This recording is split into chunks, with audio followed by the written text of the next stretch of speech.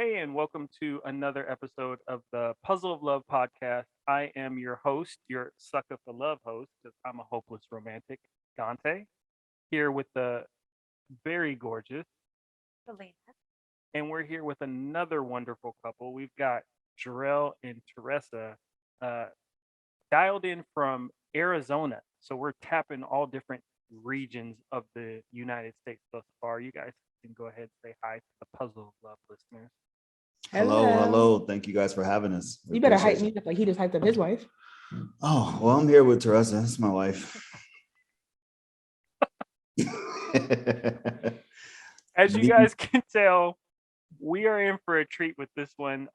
These two are a wonderful, amazing couple, and just like any other puzzle, we're gonna go into a few pieces. We'll figure out if these two are a jigsaw puzzle, perhaps a crossword puzzle, maybe even a Rubik's cube. Who knows?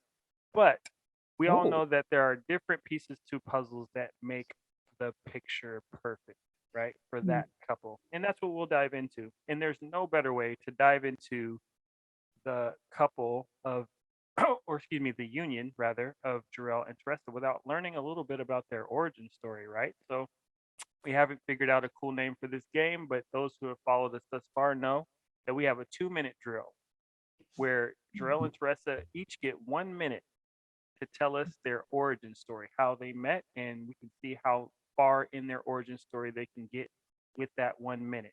Teresa won to dictate who goes first. So whoever Okay. goes first will start off the story, and after that minute, the other will pick up where the first left off. And we'll get as far into your origin story as we possibly can in 2 minutes. And the Yeah. beauty of this is that your minute is yours and yours alone. So neither one of you can interrupt and try to amend what is said because everyone has their own version of how that story goes. So Teresa, who goes first? Oh, me, because I'm the one who's going to tell it the most accurately, Gotcha. precisely. And Colina, you have the timer, correct? Yeah. All right. So I'm gonna count you off in three, two, one. Okay, so I had just started learning how to drive my new car because I crashed the other one. Long story. So I'm driving this car and I pull up to the gas station, like on 208, like that four-way, and I go boom, and I hit the island of the gas station. And I look up and I see this guy pointing and laughing at me, like not just like discreetly. He's like, "Oh my gosh, look at this girl!" And he's like telling his friend, like, "Look, like she just crashed her car. What is wrong with her? She can't even drive." And I'm like, damsel in distress. I'm like, "Can you help me, please? I feel like I just broke my car." And he's like, "Turn your wheel." And I had got my wheel stuck. So I turned my wheel and I got out of the car in slow motion. The sun was setting at a 45-degree angle and it was hitting me and my hair. And I had straightened it that day, actually. And so I'm walking with my boots that were made for walking. And literally, this guy can't keep his eyes off me. And I get in the gas station and I'm just innocently looking at the numbers and being like, "Oh, I don't know what pump I'm on. Let me see." And I just see him staring and I'm like, "Oh gosh, I just don't know what it is about me today. I don't know what it is." And Time. darn it. Wait, you have to so, wait for her to tell you when to go. He can go. Oh, okay. she actually came out of the gas station, and a friend of mine was telling me, just talk to her. Just talk to her. And I was like, nah, she's probably got a boyfriend. He said, no, just talk to her. So what happened is she came up, she started getting gas, and at the time I had a pink flip phone. He had to have game. I had a pink flip phone, and so I was like, hey, I said, so you have a boyfriend or anything? And she told me no. And so I was like, okay, well, I actually put her number in my phone, and then I wanted to see if she wanted to hang out that day. And I said, well, what are you doing? And she said, well, I'm going to my mom's house. And I was like, why? Mother's Day is tomorrow. And she said, because I love my mom. I was like, oh, okay. So we ended up exchanging numbers at the gas station. And then I was on my way to the Muckleshoot, and I reached out to her that day via text. So, and I don't know how much time I got, but from that point on, we just began to talk and communicate. And it's been 10 years going on 11. We still got one time. You had Okay. about 3 seconds, but Okay. I was like, I didn't know where I was at. So I was like, That let me was let me so wrap this up. unromantic. When you told It's exactly how it happened. you know that's not how it happened. It's how it happened. all right. So quick recap. Teresa doesn't know how to drive, but has a car. Crashes the car. Jerell takes the opportunity to laugh at something hilarious as opposed to, I don't know, have Not some, right. I don't know, some grace. I don't know. I can't really judge him because I probably would have laughed as well. Mhm. But Teresa interpreted the fact that she took his breath away because of the boots she was wearing in the moonlight. The sun hit her hair, It did. completely disregarding the fact that she can't remember which pump she even crashed into. I won't say parked because she doesn't know how to drive. Um, It was Jerell's about- friend ignores the fact that she doesn't know how to drive and is like, you should talk to her. Like, her inability to drive is actually an attractive quality. Go talk to her. Yeah. Oh And gosh. Jerell's like, you know what? I've always wanted a woman who couldn't drive. So he goes and takes his pink phone, Flip which we phone. didn't get to dive into on why this phone is pink. No judgment. Yes. Yes. And says, hey, woman who cannot drive, Yes. who loves her mother oh so much, put your 7 digits in this phone, and I'm gonna Yes. text you later from the casino. Just There it is. sinning, just on his way to sin. Hey, Just- Manny Pacquiao was fighting. you weren't just there for the fight. And Yes. Oh, you probably can we were. not judge? He could have been going to Muckleshoot to go to the buffet. He could have been getting fireworks. We don't. Everybody says that. I'm just gonna go eat. Are you, Stan? Are you just gonna eat the buffet? They're You know, not. oh, actually, at the time, I did play a lot of Baccarat, but Manny Pacquiao was actually fighting that night. Mhm. And so that's why we're going there because it was free. Well, You I didn't was have to only pay. 18 at the time, and he was 22, and he didn't know that. And so I said, I That's- can't. I was trying to. Are we supposed to keep going on with the story? No, we already had the 2 minutes, so we're just going and picking up where we left off. We try to recap what we heard. This shows whether or not we have really good active listening skills, and it brings us into a conversation to again learn a little bit more about your origin story. So a lot has taken place between that Manny Pacquiao fight Hmm. and today. Oh, yes, yes. So 10 years.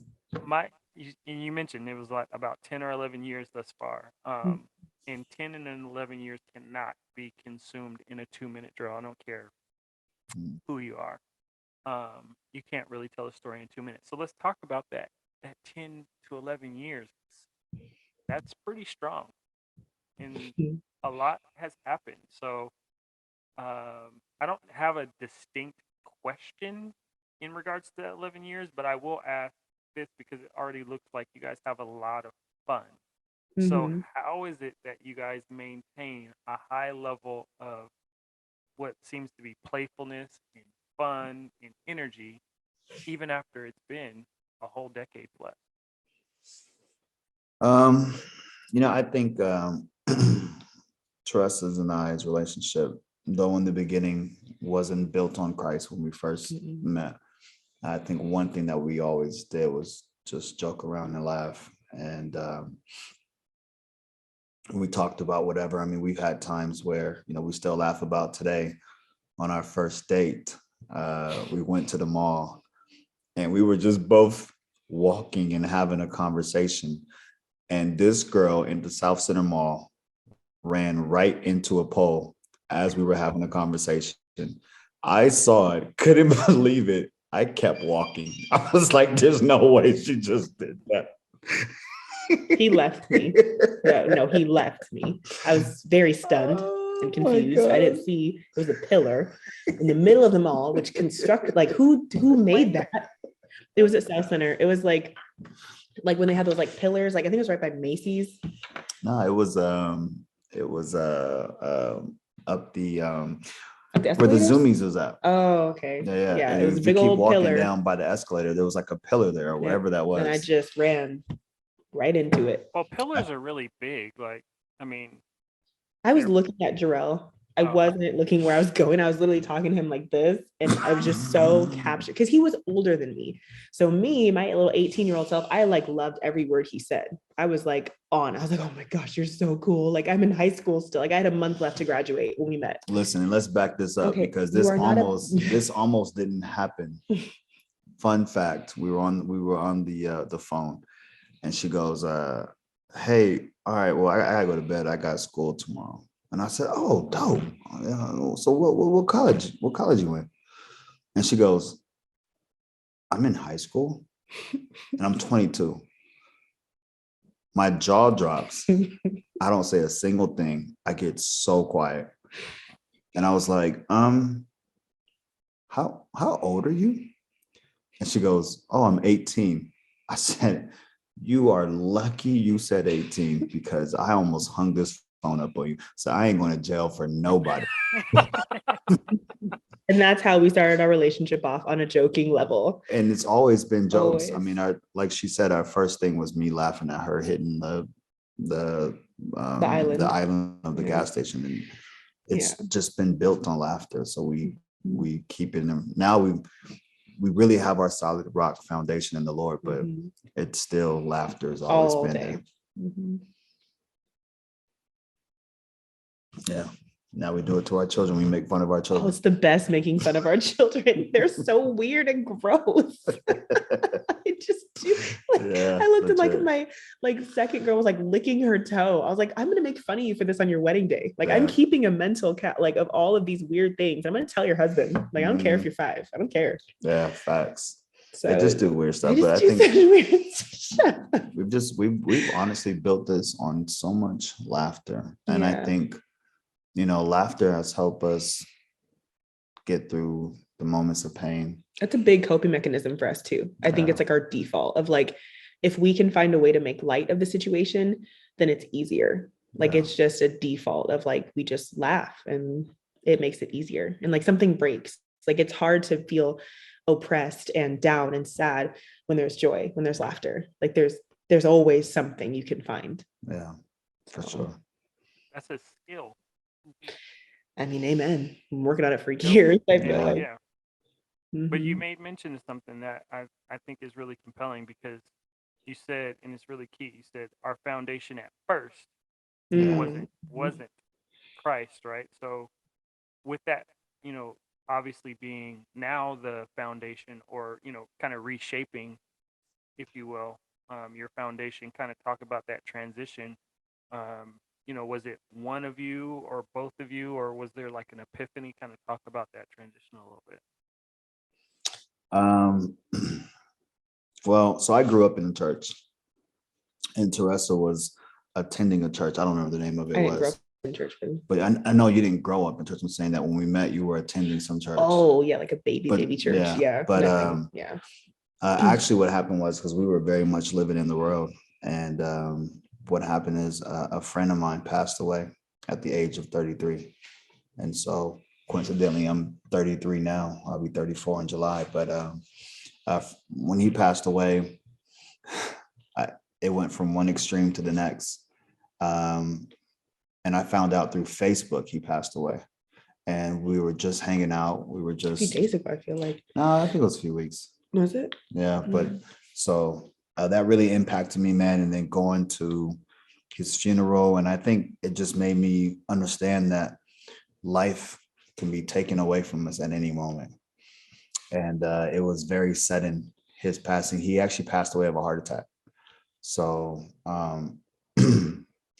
that changed everything. And, poor Teresa, she came home and I'm throwing out liquor bottles and I'm like, we're not smoking weed. Like, well, she was. You actually weren't. It was really me. I was with you, but not like on my own. Nah, I was the person like, we're not smoking weed. We're not doing this. We're not doing that. And I'm like, we got to go to church. And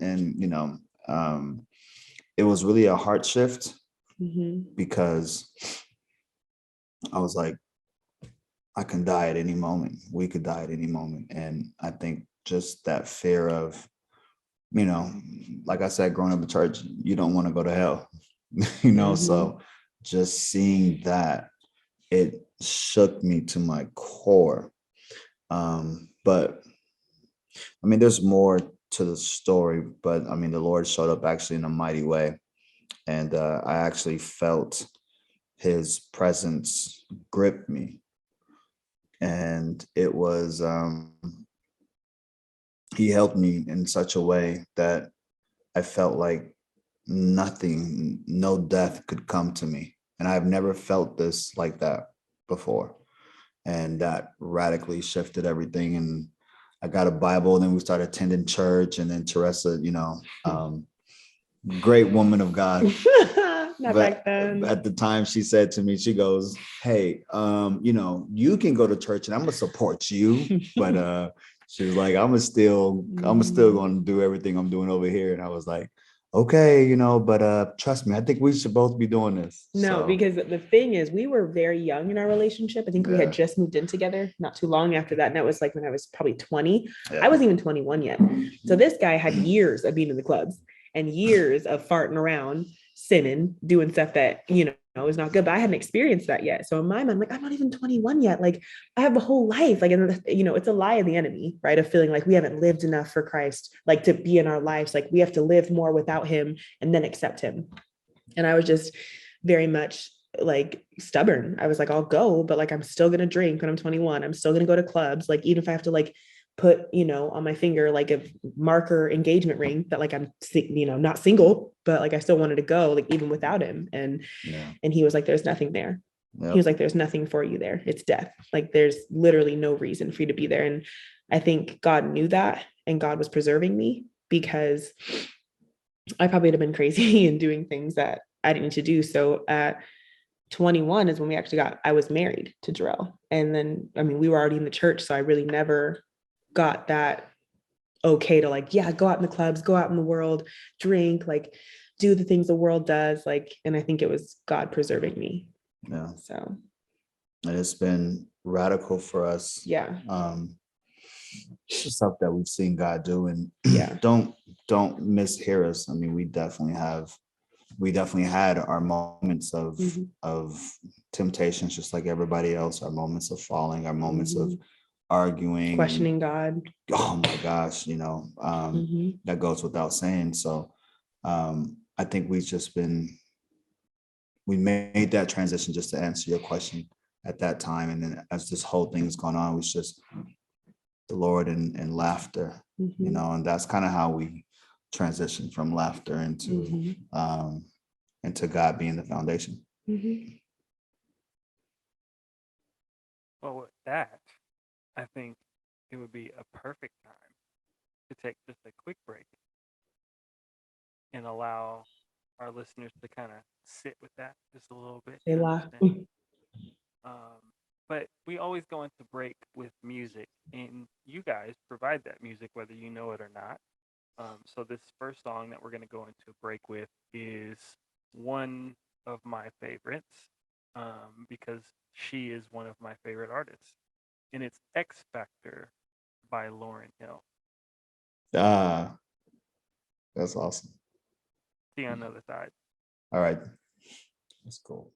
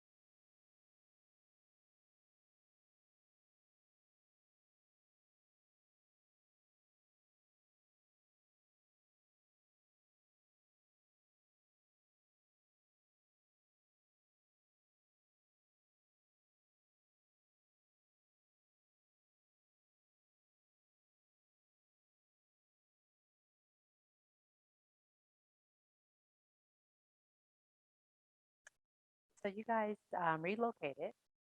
Mhm. Tell us how that was. With how many kids you guys have? 4. Four.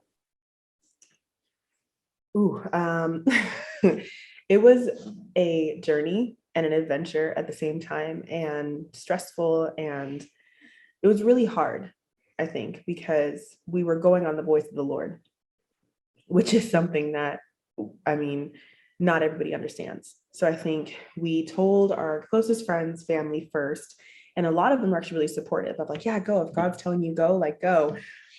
And then we told our post church friends, and I think that was where the hurt was, because they were like, well, like you just causing confusion and being like, well, this is out of order. Like the Bible says this, like all these things. And we're like, but we hear God. Like Jesus tore the veil for a reason, so we can hear him, so we can have a relationship with him. So we're not counting on somebody else to hear God for us. And so that was probably the hardest part of not being fully released by people that we expected most to get it. Um, and yeah, I think between the pack, I mean, he was a champ. He packed up the whole house, like while I had all the children. And then we actually drove out here twice. We drove out here, just him and I, to drop off our first car. And that was a 21-hour drive. And then we set up the house here. I got all this stuff from Target. And then we flew back. And then the next like 4 days, we all drove down here, 21 hours again. And And where'd you relocate? oh, huh? Where'd you relocate? Oh, Peoria. Yeah, it's like by Phoenix. I never knew it was a city, but it's where our church is at. So, and it's funny because God actually ordained it, because we kept looking to buy a house down here, and it kept just being so, like closed door to closed door. I'm like, all right, God. And I got so desperate. I was like, God, he told us we'd have a house by Christmas. And I was like, I'm hanging on to your word. And then one night I gave up, and I was like, okay, then I'll just look for apartments, because we just have to get down there by this deadline. And I typed in Peoria apartments for rent, and God auto corrected it. I've never seen my phone do this. It auto corrected to Peoria homes for rent in Vistancia, which was the only neighborhood we'd ever been in, because our friends actually live in this neighborhood here, the only family we know here. And we'd walked around this neighborhood the first time we were down here earlier last year. And then this home popped up for rent, and we got it. And it was like in like a few days, she was like, yeah, you guys are approved. And then the rest is like God. And our children were so great the whole car ride. Like, I mean, they melted down the last like hour or so of it, but I mean, we like made a point to stop a lot, get food, so stretch their legs. We got to these big like travel gas stations. So honestly, it wasn't terrible. It wasn't bad. No, it actually, listen, this whole thing has been a journey, we may be smiling and everything now, but this whole process has been a journey. And I think from the moment the Lord told me, um, it's been crazy. I won't go into super details, but I had some moral failures as a husband. And my wife, Teresa, actually surprised me with a trip down here to come sit underneath some of our friends and come to this church. And when we did, like everything else, we laughed, we enjoyed our time. And I think we flew back August 2nd.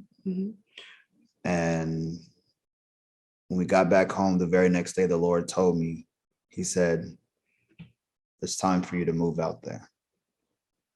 I'm not going to get emotional on you guys, man. This may be the more serious part of this whole conversation, but I felt from the Lord that we needed to go, and it was a matter of life and death. And what I understand now, and what we both understand now, is it was a matter of life spiritually or spiritually dead, and which would cause to literally death. And so, I was like, I was so sure. I knew immediately. When I told Teresa, I was like, hey, the Lord is saying we need to move and we have to do this. And Teresa was like, nah, that's not God. That feeling's going to go away. And I'm like, nah, trust me, like we need to go. And,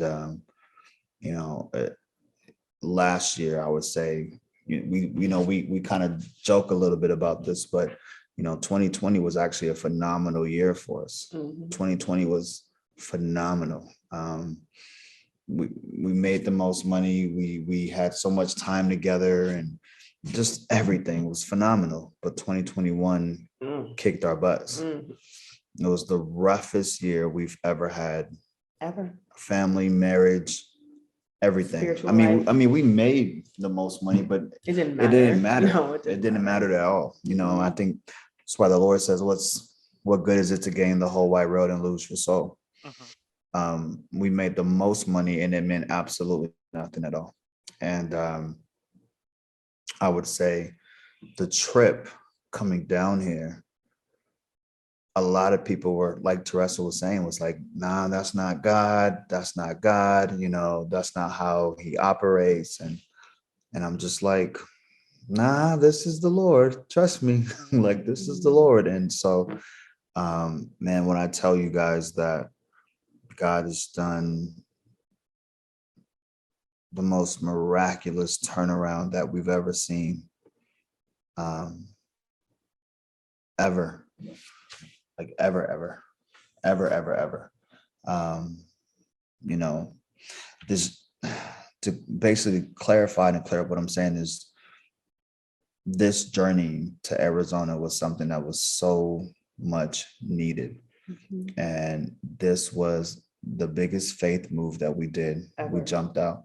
We only knew one couple out here. You left your job.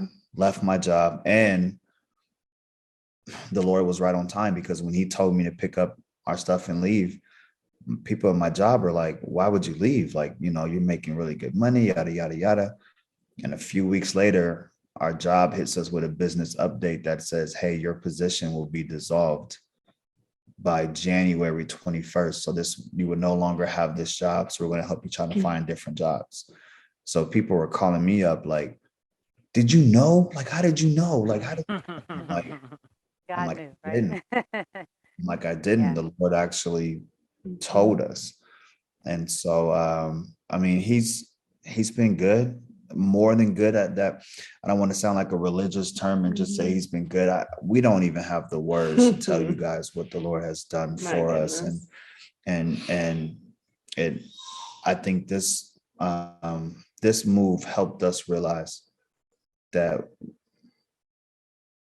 oh, sorry, it's one of our children. I don't know if you guys can hear that or not. No. Okay.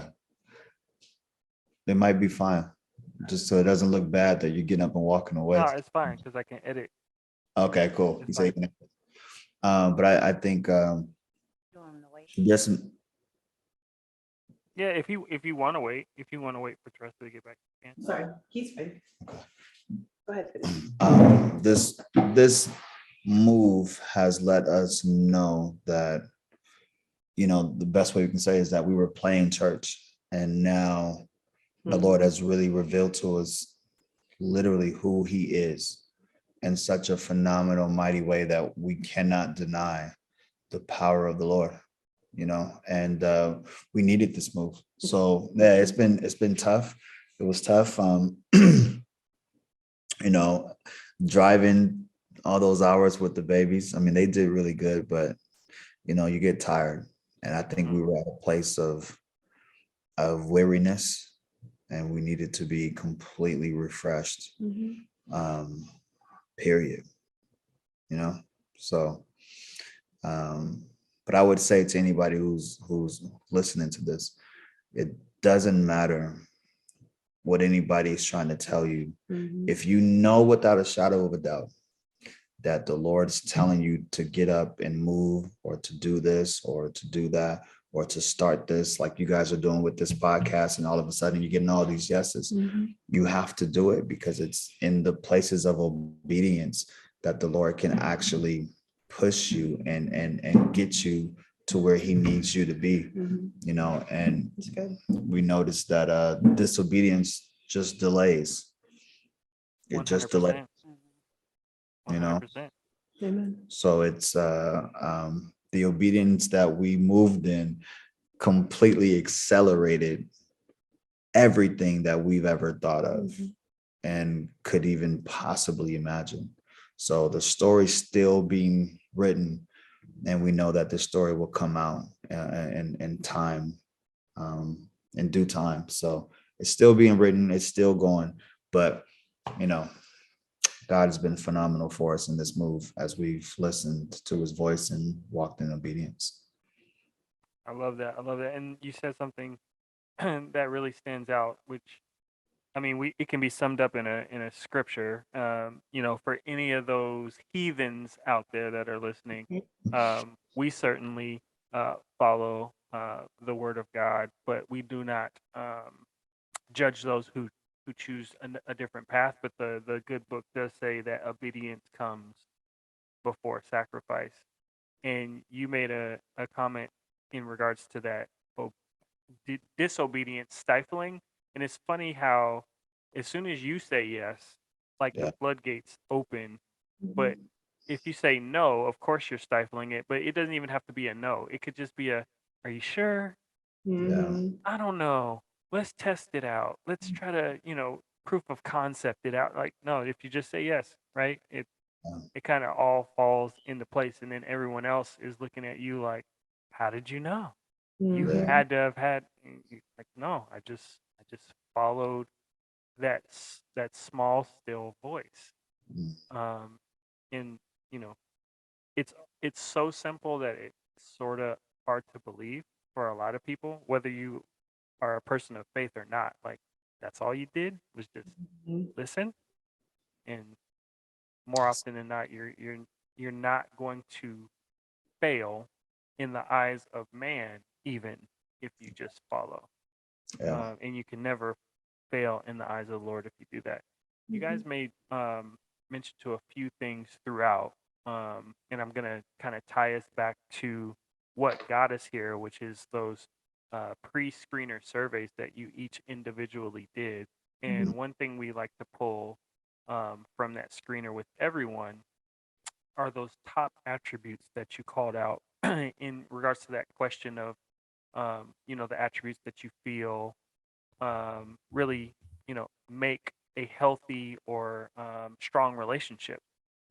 And I've said it a few times, so apologies to the Puzzle of Love listeners who have heard this, but we're all pretty familiar with the five love languages, right?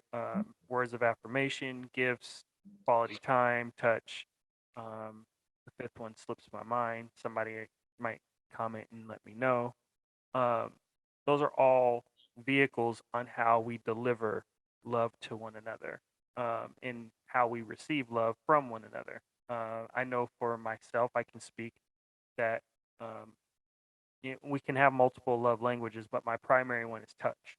I love to be touchy feely with my wife. My kids hate it; they're haters. Get off of my mommy is usually what they tell me. Um, That's but these awesome. attributes, right? And I don't believe any of these attributes that were listed in the pre-screener are not something that anyone um, would deem as not important, right? I think they're all important, but understanding how you prioritize that list and picking out just three of those 12 or 13 attributes can be difficult. But you guys both did it, and I Yeah. think Selena, you were looking at them. Mm-hmm. So we're going to reveal them to each of you and kind of get your first impressions on hearing Yep. what you each put down. Cool. So Teresa put friendship, sex, and humor. Are Give you me at all surprised of that, Jerell? He said that she said that you put Friendship? friendship, sex, and humor. No, I'm not. Yeah, I'm not surprised at No, all. those are my favorite things. Yeah, those are my I favorite think things. your question was directed towards me, right? No, it's Yes. me. Well, Oh, for Jerell, are you surprised by any of oh, those attributes? okay. No, not even a little bit. No, that's Teresa. That's summed up. So no, I'm not surprised, not even a little bit. I'd have been surprised if one of those weren't on there. Okay, so then Jerell, you put quality time, humor, and support. So Teresa, are you surprised of any of those, or is that what you expect? No, that literally sums up Jerell. He loves quality time. Like he's not physical touch. He's not naturally affectionate, like in any capacity. He's like, oh, PDA, like, ooh, like even if it's just like at home, it's PDA. It's weird. It's like nobody's seeing us, but it's fine. But he loves quality time. He absolutely loves humor. And I think he loves to feel supported, like in anything, because he's a risk taker. So he's like investments and new businesses and new ideas. And he loves to feel like I'm right there with him. And I think when I don't, or when I question him is when it gets, a little, not like bothersome, just kind of like, oh man, like I really wish you would be here with me. Like, even if you don't believe in this, believe in me. And so I think I've grown to be like, okay, babe, like you got this. Like, Took some so, risk, yes. took some risk, boy. Yes. Yes. But I'm right here for it. Yeah. So that doesn't Amen. surprise me. Amen. It's funny you said something that I saw on Facebook. One of my Facebook friends said, and I'm paraphrasing. He said, "My wife believed in, supported me." No, he said, "My wife supported me even when she knew I was going to fail." Let that sink in. And I was like, Wow. that speaks a lot, right?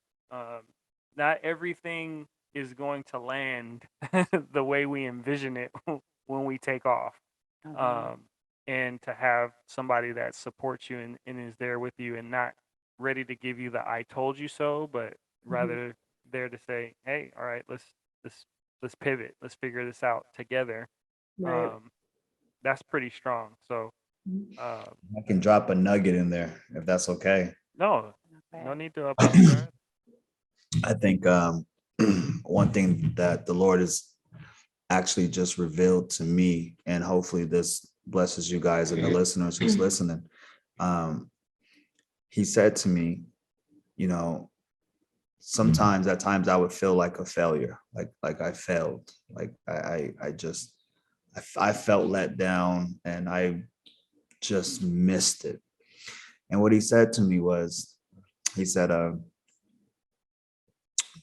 thing is, he says, I tell you that this is what you're going to do. And then I just take off running and I never wait for the instructions or the wisdom on how to do it. And then I'm, like my mom made me laugh. She said, boy, she said, the Lord tell you something and you already at the finish line and he's still at the start looking like, it's like a false start. It's on your mark, get set. And before they even say go, I'm taking off. I don't already disqualify myself because I'm not even properly playing the correct way. And I think I say all that to say is my wife definitely supports me. And I've come with her with so many ideas. And, I'm like, we're just going to invest in this. And I have no idea how this thing works. But I'm just like, we're just going to do it. We're just going to invest. We're just going to invest. And I think that actually helps us as men, as head of household, to not feel like we failed, to not feel like, then we have this false sense in our mind of this is where we should be at. This is where we should be. This is what we should be doing. But even if the Lord said it, did he tell you to go? It's if we look at scripture, he told Abraham that you would be the father of many nations. And though it was true, they jumped the gun. They're like, okay, well, I'm not seeing it the way, so we're just going to do this a different way. We're going to get Sarah's handmaid pregnant. Hagar. That was Hagar. Beautiful name. But it's like my point being, the nugget in that is waiting on the Lord, waiting to hear the instructions as men, because what happens is if we feel like a failure, we tend to look on the inside and get upset, and then our wives get the brunt of it, the brunt of that, and then all of a sudden we find ourselves coping with stuff that we shouldn't be coping with because we feel like we failed. But it's like it's a mindset shift. It's a heart change. It is a waiting on the Lord that needs to happen, So that's my nugget for the listeners. And I hope that actually blesses somebody like it's blessed me. jewels. Hopefully, people are picking up those jewels. I have the privilege of being able to edit through this and hear it over and over and over again to make sure that the pod is ready for consumption. So it'll Yeah. definitely hit my spirit multiple times. I appreciate that. Babe, did you have any res- responses to No, that? I think that's the word. I mean, that's the word. Like he gives us instructions, and he don't partly give it. You know what I mean? Like we may hear it in part at first, or we may not understand it fully, but it's for us to um, take what he gives us, um, and reach for the instructions and wait for the instructions, not just kind of say, oh well, God said this. I'm gonna go, and just go for it. I mean, I think that um, we go when he says go, and if we're listening to him, then we'll hear him say go right or left or whatever. But it's, if our own way gets in front of it, then we'll just kind of just go Hmm. and not really understand the whole situation. Because sometimes he wants us to do something, but it may not be tomorrow.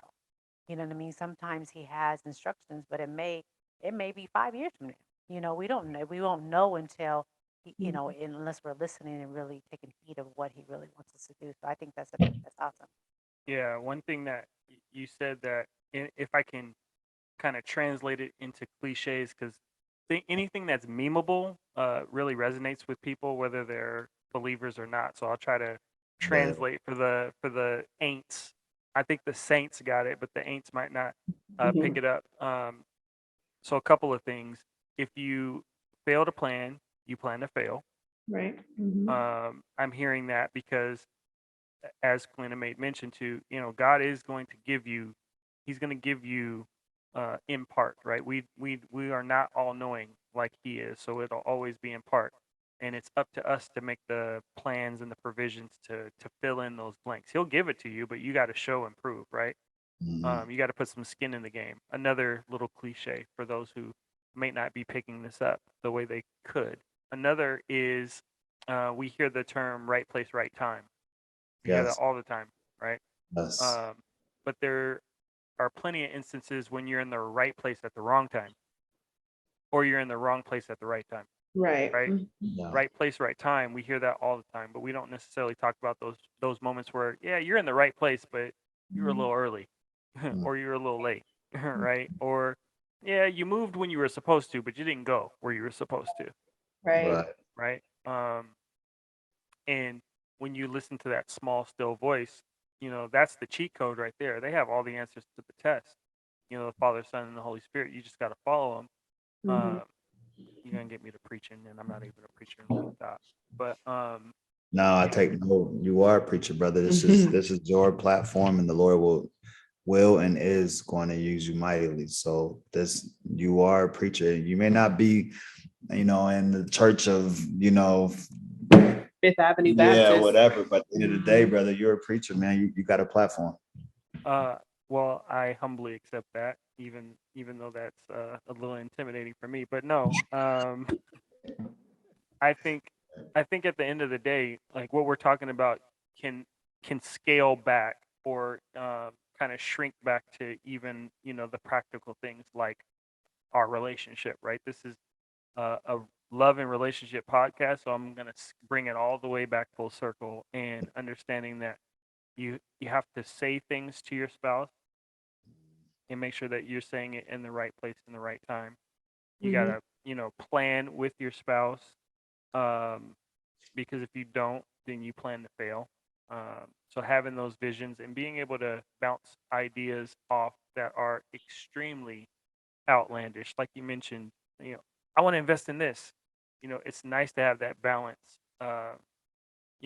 With if Quinn and I were the exact same, we wouldn't be successful, right? Mhm. I think I'm overly optimistic, and she has a healthy amount of not, I won't say pessimism, but she operates in a spirit of cautiousness, uh, a little bit more than I do, where I'm sort of reckless. Like I only see the positive outcome. Like she's like, well, what if that doesn't work, That's right? And I'm like, well, I never really thought that won't work. yeah. Mhm. because I walk in crazy faith, right? And there's plenty of times where she's like, all right, I don't necessarily fully agree, but I support you, right? And one thing that I'm thankful for is that when things don't necessarily land the way you thought they would when they take off, I know that she's still in my corner, so that when Plan B is now being executed, she's not, you know, let me take the wheel. You're no longer the Mhm. head of household, or you're not the man that you said you would be, or whatever Mhm. that case may be. And I think that all comes from, like I said, some of these attributes, the support, the humor, being able to laugh at some of our failures, like trying to start a podcast in the right tone of voice. Um, Yeah. those who don't understand, you'll catch it in the bloopers. But I don't know. I think it's a great time to take another break. We have a fun section for you guys that is solely about making you laugh and making you think and making you make hard decisions, or at least they should be. Okay. So we're Yeah. going to go into a break, and of course, we go into a break with music. And I want to make sure that I get the artist's name right, because I had never heard this song until I saw your response, Teresa. But Isn't it so good? yes, I love this song. It's called "Set by Two" by Set of Brandon. Set of Mhm. Two. Sorry, Set of Two. Yep, Set of Two by Brandon Link. So good. Such a good song. That would be your song. It is.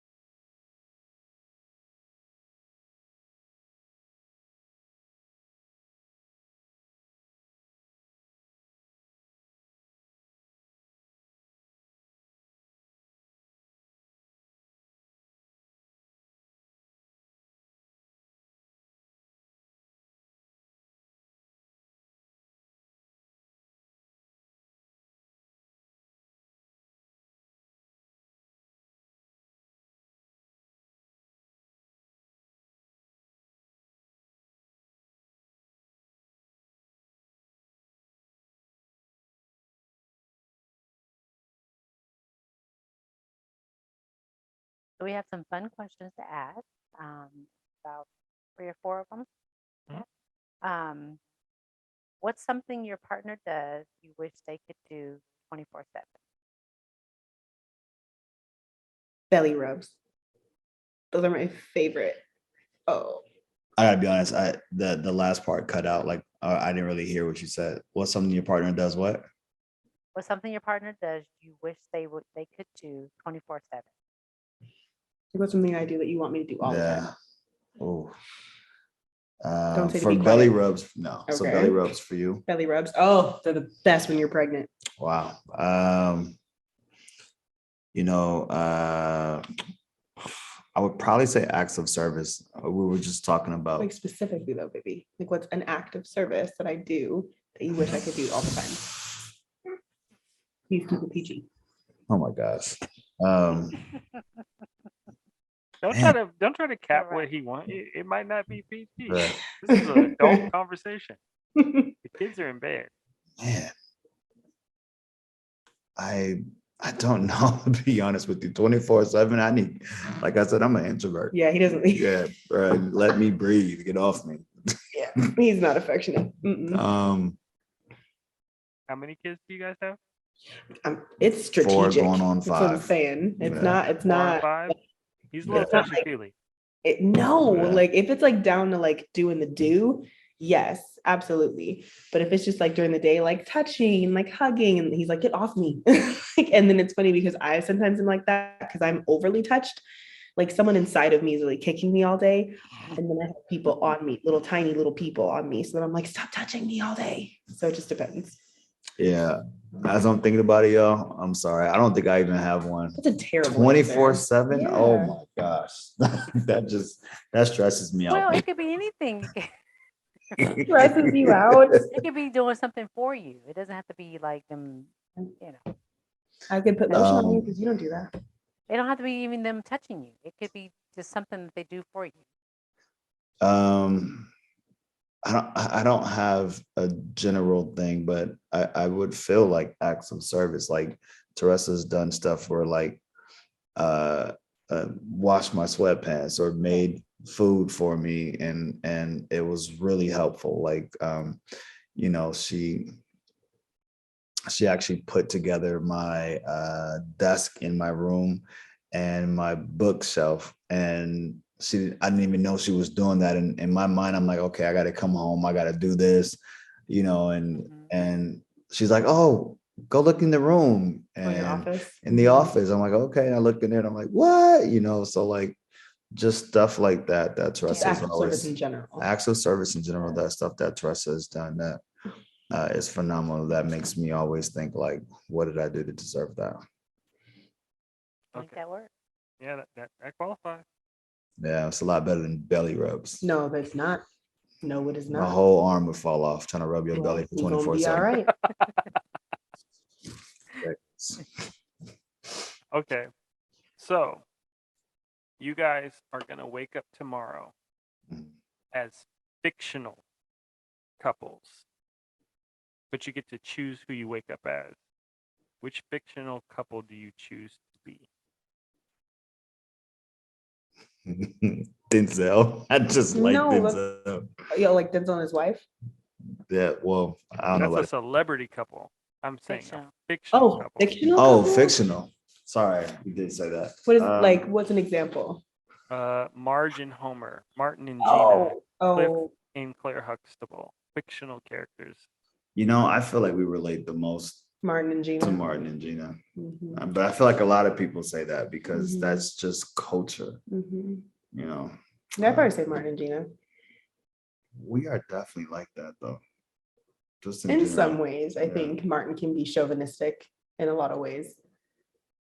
You just had to, didn't you? You just take It's true. Oh my gosh. I think a lot of 90s like male leads were chauvinistic. I think that was just the time. Look at the Jeffersons. Yeah. So, Yeah, we might be born with that one. I definitely relate so much to Mari. He cracks me up. but then again, I feel like though Family Matters, Carl and Call me fat. Harriet. no. No, I'm just saying like the spirit of Carl and Harriet, like how they were always joking around. And so it's like, I don't know. I don't know if I like that one. Okay. Bless the Lord.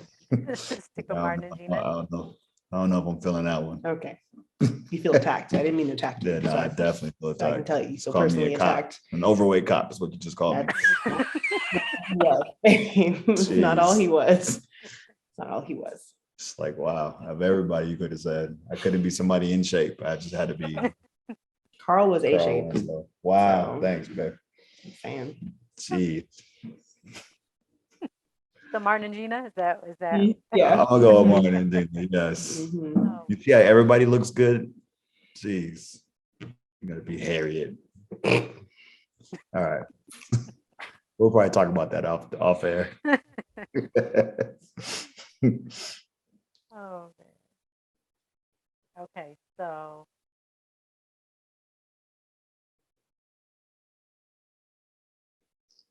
grit, butter and sugar, or salt and pepper and butter. For what? Grits. Oh my gosh. Oh, salt and pepper. But Oh, yeah. no, like salt and pepper, hot sauce, cheese, butter, Oh yeah. See, green y'all onion, talking to the sausage. greens experts. Yeah. No. Wait, grits? No, grits. Green. Yeah, I Grits. said Like, green. I did say, but I I was mean, like, like I be, you know, I do a little grits something. is the one thing he can cook. And he See, ain't nobody ask you all that. You well, I go- just thought I would tell the truth. Oh my gosh. It's the one thing he can cook very well. You're a And he hater. does. He cooks really good grits. He will put like cheese, like sausage, green onions, like all the yummy seasonings and just make like a good Scrimps if we got it. scrimps if we got it. But you don't like Mm. them because they're bottom feeders. That's true. So- From time to time. Yeah. But yeah, so definitely savory grits. Yeah, I've actually, it's funny you asked that question because we were just talking about that the other day. It must have been maybe You 2-3 yeah. days ago. Mhm. And I was like, I've never had Like sweet sugar grit, yeah. and sweet grits. Like we'll have like cream of wheat, but That's like not the no, same. That's not. You keep saying that. I keep why are telling you you it's not the so same. offended? Listen, and I think the reason why we laughed, we talked about that is because, I won't call this person out just Call in him case out. just in case Call they him hear out. this. But they definitely made sweet greens for I Thanksgiving. don't know why you ate those. Like I didn't know it nobody- was sweet. I don't was know in why an you ate all those. black household, and I just thought, well, this is safe. And yeah, I took one bite, and I felt offended. I'm not gonna lie to you. I You felt felt personally tricked. attacked. Yeah. Mhm. You walk around with that plate and you just go, hey, who made these? And they go, oh, it was me. You like, oh, you made this, huh? That's cool. You made this by yourself, or did somebody help you make this? It was, I tried to get Teressa to try some. Nah, it sure was. I said, yo, this is gross. You got to try it. That's one thing we always do is we'll like if something is disgusting, Yeah. we'll like make the other person try it just for Yeah. outside confirmation. Yeah. And then if they pass, then the next time that the other person does it, it's like, okay, well, you passed last time, so I can pass this time. Yep. So we try not to pass. So like if I try, I'm like, oh, Jerell, this is so gross, try it. And he's like, no. I'm like, okay, are you passing? It's This is your legit. one time. Like That's legit our game. it's pretty fun. That's legit our game. We just both need to know it's gross. I don't know. It's Yeah. like I need outside confirmation that I'm not tripping. Yeah. Right. Legit. So I'm gonna put on my '90s male chauvinism for a second, just to get you to read. I want to hear it again. Which grits do you guys pick? Savory. Savory. Savory. Yeah. Oh, okay. Yeah. Just making Do sure. you choose sweet ones? Me? No. Both of you guys. Well, yeah, either one. Somebody on this panel chooses sweet grits, but I'm not one to call out names. That's hilarious. All right. So I gotta ask, is it something that came from a recipe like in the family, not on the West Coast, but on a different side of the states? Well, Is from what my mom says that so our family is from Louisiana. Mm. That's how they apparently did it. And so growing up, that's how she did. That's Yeah. all I know. I didn't know that you put cheese in it. I didn't know that I didn't know that. And so until I got, an adult and start trying different things, like I love shrimp and grits. I Mhm. love savory as well, but I don't want just pepper and salt Yeah. Mhm. and butter. It's And like I said, flavor. in my defense, I've never tried it. Yeah, it could be delightful. Yeah, it could It be. could just be I delightful. mean, it's quite delicious. I mean, it's my favorite. Mhm. Does it taste like Cream of wheat. No. yeah, I guess I'm just trying to figure the consistency of Well, I mean, I guess cream of wheat. I like cream of wheat as well. As a child, I mean, I don't really eat it now, but as a child, I mean, I could. So if somebody made some really good cream of wheat, I could eat that. But grits is probably my favorite when it comes to like oatmeal and cream of wheat, and grits are my favorite. But I like them all sweet.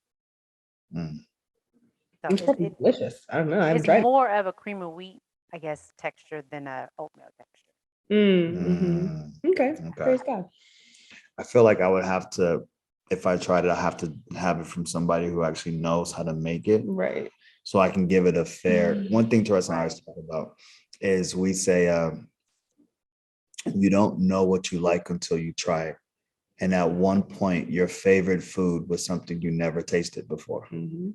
and so it's like you can't just go around and say, hey, I don't like that, but you've Mhm. never tried it. Right. Right. So we do. That's probably why we actually do that pass game. Because we always try new It's things. like you got to try it. If you like it, you like it. If you don't, you don't. And at least now you know. Mhm. Yeah. So Yeah. No, it's really good. So it's a thing here because when I do make grits, I put sugar inside. I mean, I don't do it to Dante's, but I do it for our kids, so they don't know no other way. Mhm. So they know. And Thought he just feels betrayed. Yeah, do you Yeah, see his face? You he see how he does. shook his head right there too? Yeah, he was not The feeling it. Bible says, to raise your child in the way that they should go. And and I don't feel like sugar is the way they should go. So, you know, but see, I'm the one making it. So. yeah, this is true. And a house It's divided not against you have itself a will not scripture. stand. Yeah. So, So when I do it, I just take his out kindly, Yeah. put his little nasty grits in his bowl. Secret. do you see how she just judged mine? I didn't say a word. And I then didn't say a word. and then You see this? Yeah, I that's serve so the awesome. grits the right way. So basically, your guys' household has like the sign. One just says sweet and one says savory on the grits, so you know what you're getting Well, it's yourself. not even savory. Adding pepper and salt is not. It's not making it. Oh, that's all you put. It's just That's That's it. all I need. That's it. That's all I need. Well, and butter, but I don't call out butter. No, you don't have to Like, call it butter. Everybody knows you put the butter in there. well, But no, because everyone says I like mine with butter and sugar. I like mine with butter and sugar. well, no one says it. Yes, they do. Because it's always annoying when I hear people who like yeah. sweet. I feel grits. like we actually we touched something right now. I feel like we I hit a know, nerve. right? he's always on 10 when we talk about grits. Because know. grits is a very serious thing. But what I'm Like, saying is that you don't even eat it like that. It's not like you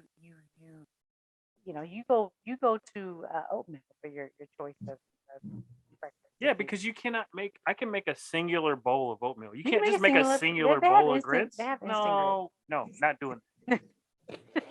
Grits is to be made I'm for saying they a have family. it. They and have it though. You make it plain, put it in your bowl, and then you spruce it the way you want to. Yeah, you can. Yeah. You can do that. I know. It's still not good, but you could do you that. could do that, and you should do that, unless you're going to make like shrimp and grits and all the fixings. Like it sounds like we need to have a Jerell ordained bowl of grits. Like what They are you, very good. Yeah, Yes, I would love that. yeah. Sign me up for I your grits. I tried stuff. So Punt her grits wait. into the end zone. Matter of fact, punt them on the 1 yard line. Really. We don't even want a touchback. Sweet grits make no sense to me. First of all, I don't make your grits like that. I put it to the side. I know you do. I'm just And you saying. put the in. This is in season 1. We're doing a running tally, right? So at the bottom, it probably has already happened. We're keeping score of the answers that we get on whether couples Yeah. are picking sweet or savory grits, and there might no, be a no, no. split. You cannot say savory grits. That's not savory. Savory Okay, is well, what There's Jerell only 4 makes. taste buds. There's either sweet, Mm-mm. savory, which is salty, bitter, or sour. Which one does salt and pepper? Sour.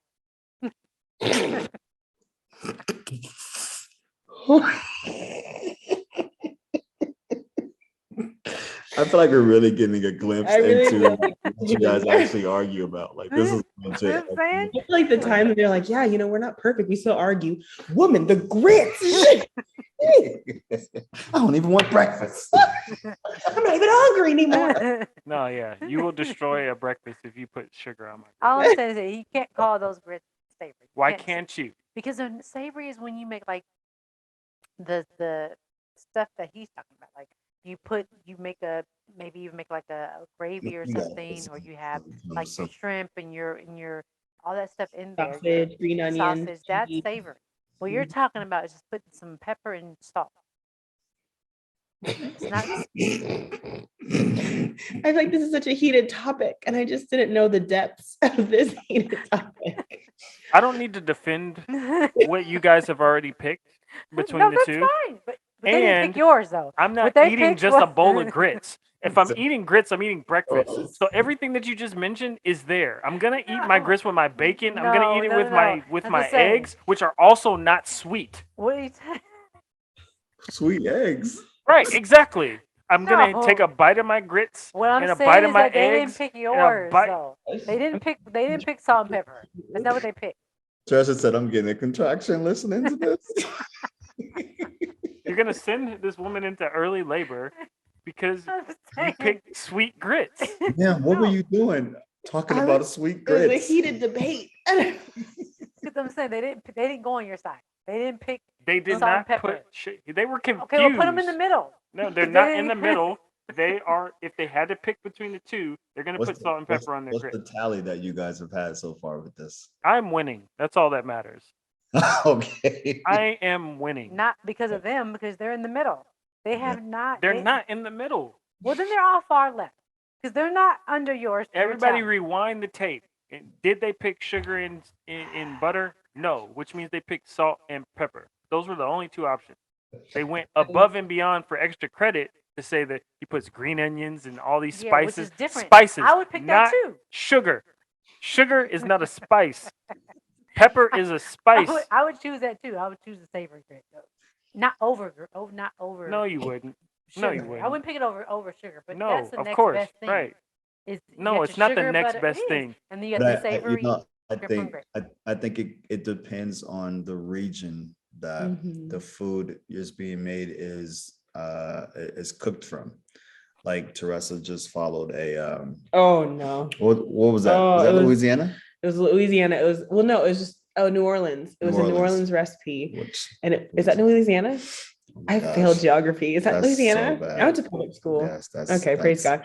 But it was like a down south recipe, and it was like a seafood chowder, and it called for like crawfish, shrimp, and crab. But I know really just Jerell doesn't really like shrimp or crawfish like that. I know I don't mind shrimp. It's not like my first. Like I'll put that in some grits, like what we were just talking about, but I'm not like every dish has to be. I'm not asking you to defend that. I was just saying you don't really like it like that. Anyway. See what y'all started.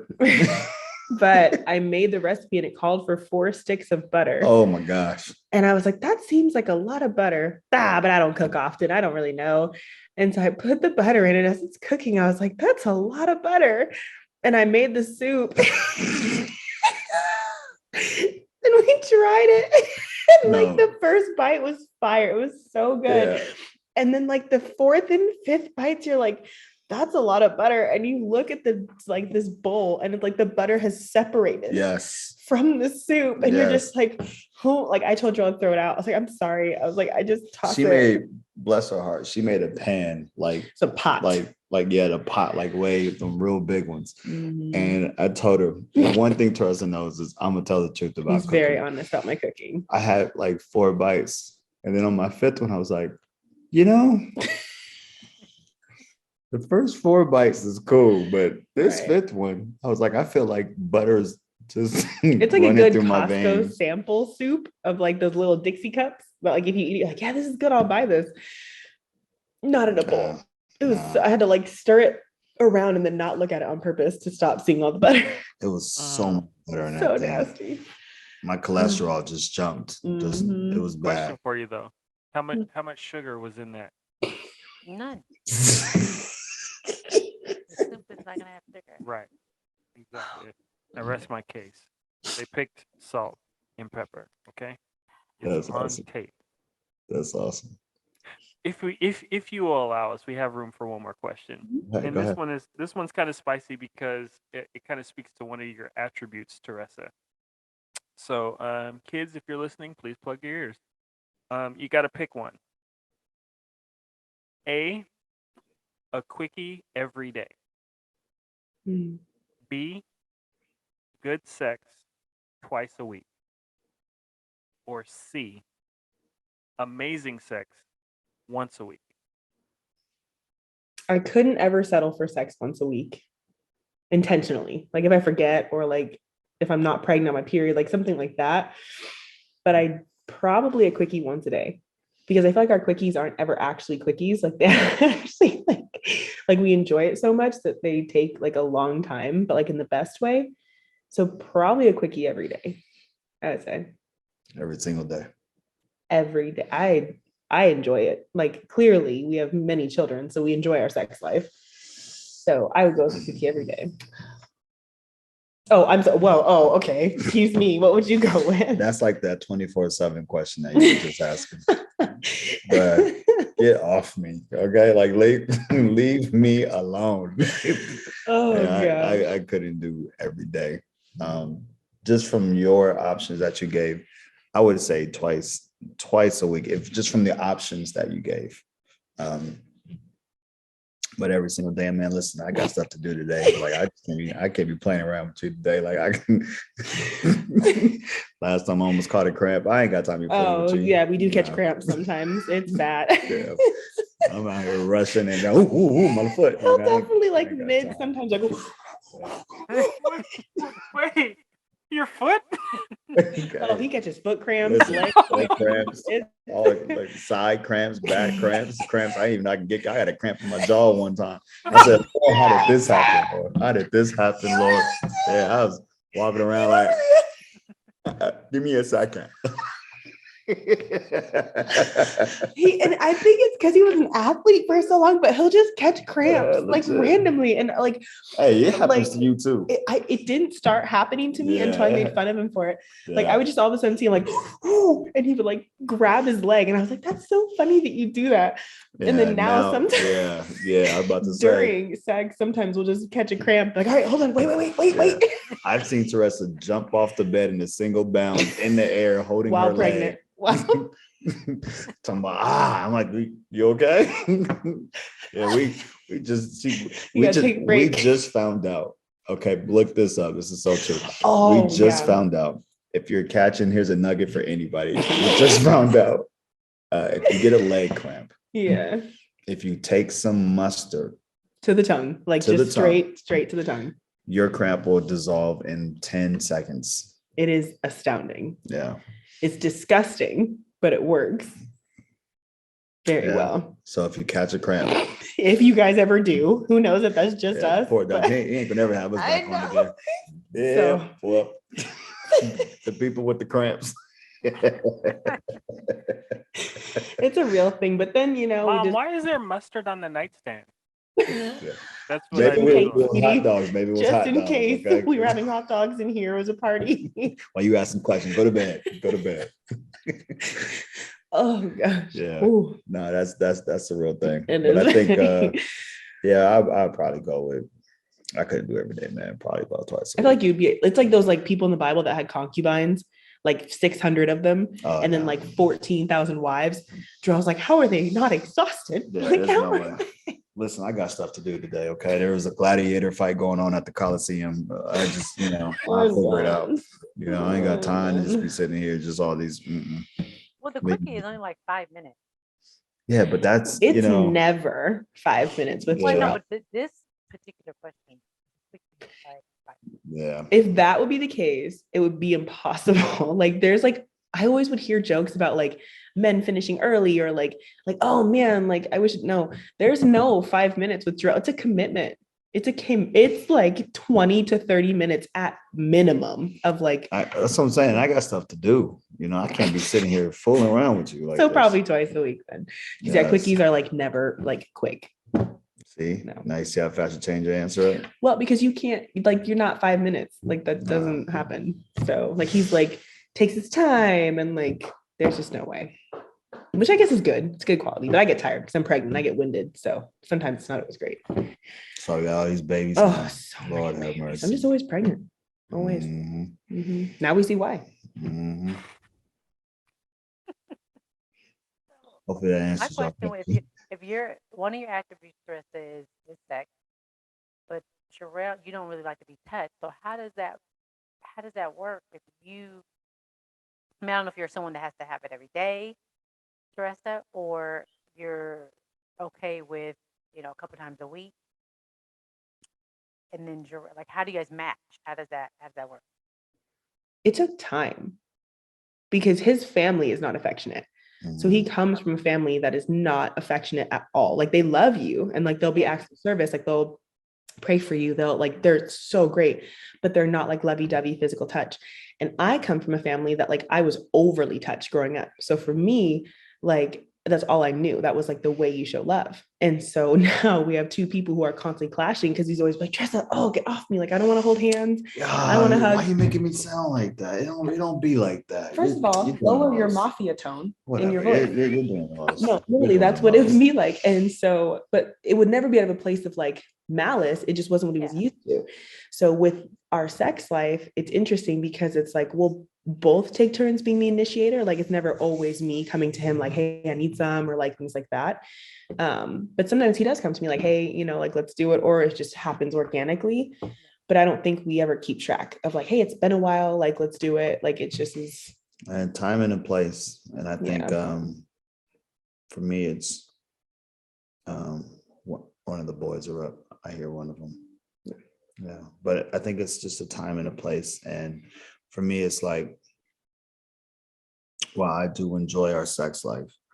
I think Thank you at for telling me times, that. no, it's just at times, it's just like, you know, um, You be just tired. don't be draped all over me. Like, let me breathe, and then you add in children Oh to yeah. the mix, and then we Mhm. got a multi-poo puppy where I can't do nothing without this dog constantly being underneath me and just has to rub up. And I think it's just like Teresa said, is I grew up in a household where it's like physical touch is not something that's always seen or done.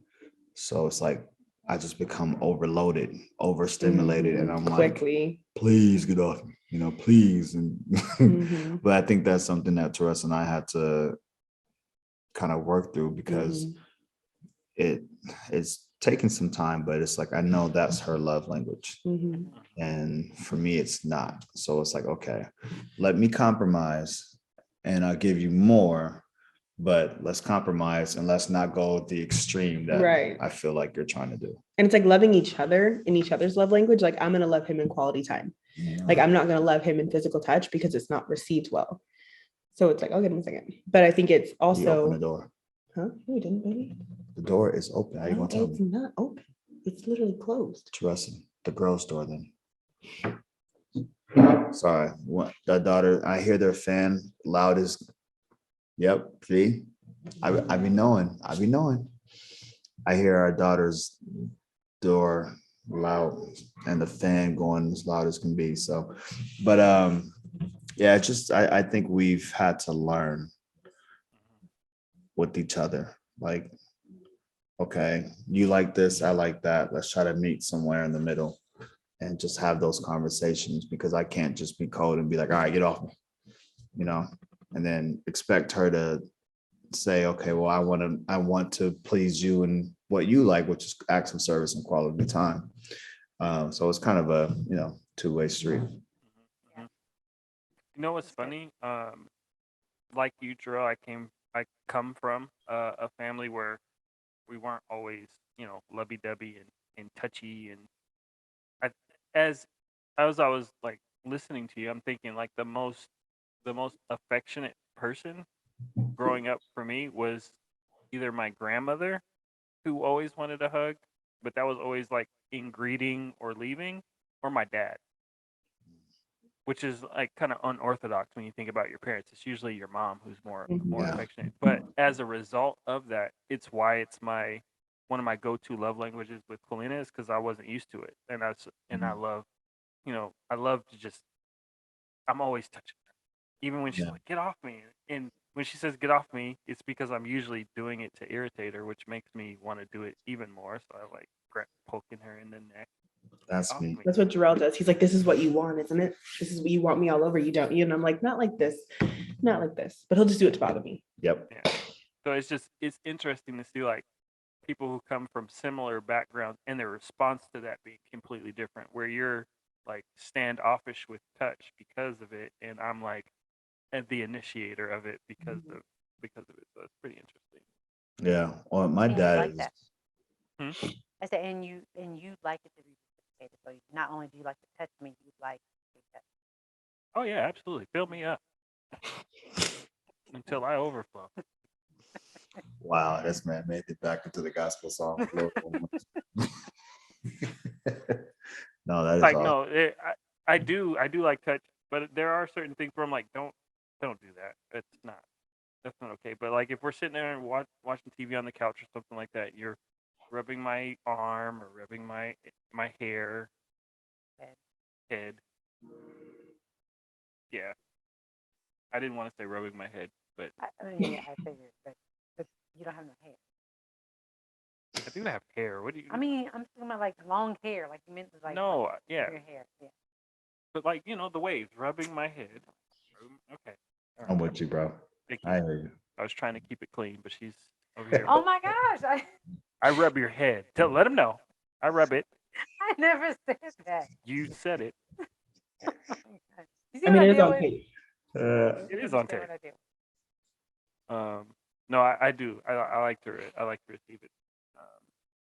It's just that, we all respond differently. That's all. Yes. Yeah, no, for sure. We definitely do. Mm-hmm. And even with you saying, I was thinking like my dad's goofy, man.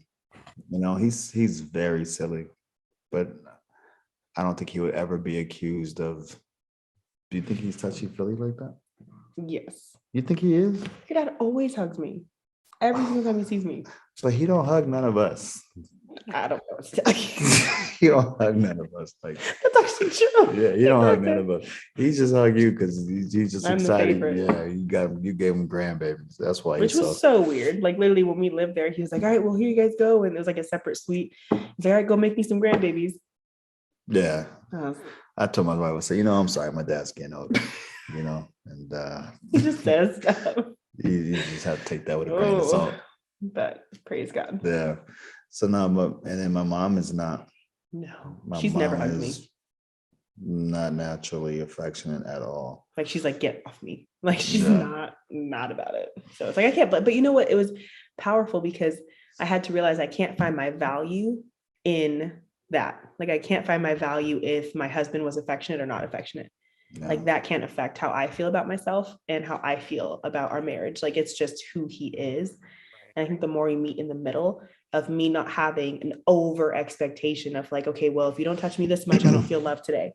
It's like, no, I have to recognize the way he loves me. Like if it's doing dishes or helping me with bath night or putting the children to sleep, like if it's just things that he knows will help me, I receive that just as much as I would receive a belly rub or like a cuddle or something like that. Acts of service. Mm-hmm. Yeah. And generally speaking, the love language that we like to reciprocate is what we project. That's just natural. So being able to recognize in reverse, like, okay, this is the love language that he wants to receive. Let me receive that as well and accept that as love as well. Yeah. Yeah. Yeah. Really special. Amen. Yes, it is. Well, guys, we can't stress enough how hilarious you guys are, but even more than the hilarity of hanging out with you guys, just again carving out the time, the jewels that were dropped, the stories that were shared. We appreciate you. For those out there listening who need to follow us, because we are not hiding. Our social medias are right below. You can follow us on Instagram and Facebook and Twitter and watch this show on YouTube and stream it however you receive music and podcasts. This is the Puzzle of Love podcast. Thank you so much for tuning in, and we'll be back on the other side.